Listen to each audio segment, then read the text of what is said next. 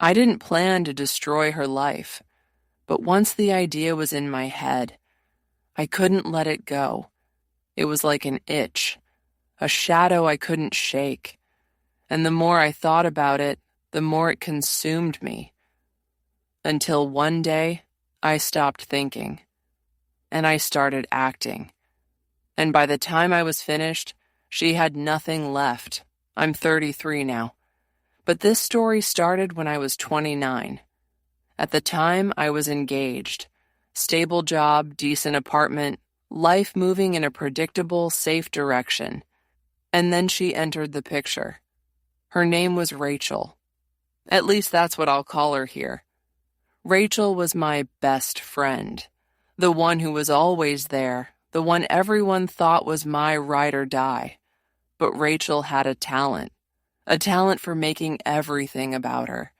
She needed to be the prettiest in the room, the funniest at the table, the most admired. And if you threatened that spotlight, even unintentionally, she'd find a way to dim you. I ignored it for years, because that's what you do with people you love. You excuse them. Until the day I couldn't anymore. It started small. Rachel flirted with my fiancé at dinners, joking, touching his arm, laughing too loudly at his mediocre jokes. I brushed it off, told myself I was overreacting.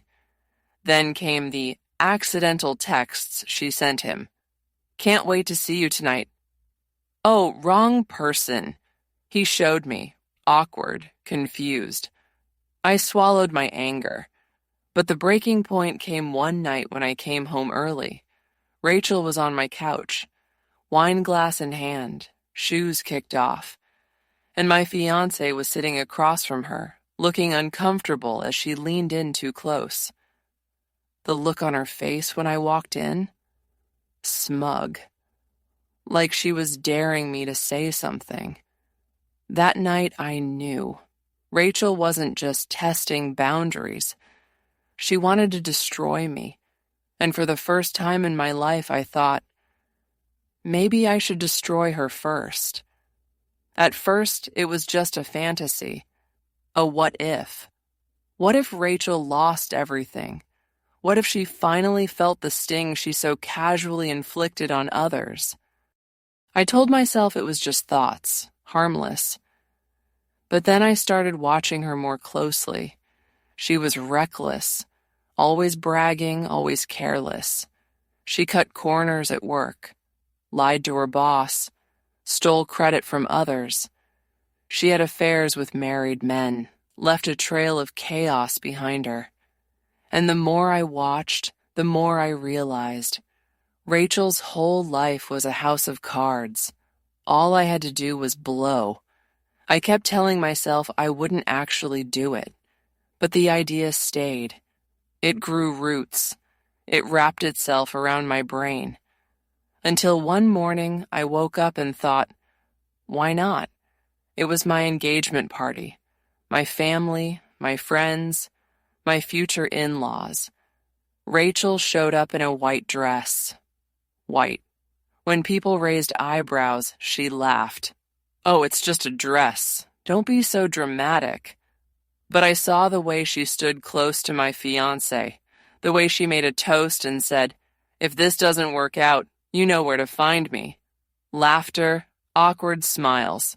And me, I burned. That night, lying awake, staring at the ceiling, I realized the idea wasn't leaving, and neither was Rachel, unless I made her. I didn't scream. I didn't confront. Instead, I researched. I learned Rachel's company had strict rules about client relationships. Rachel, of course, had been sleeping with one of hers. I found the proof in her own Instagram stories. Wine glasses, hotel lobbies, captions like, "Work trips aren't all work."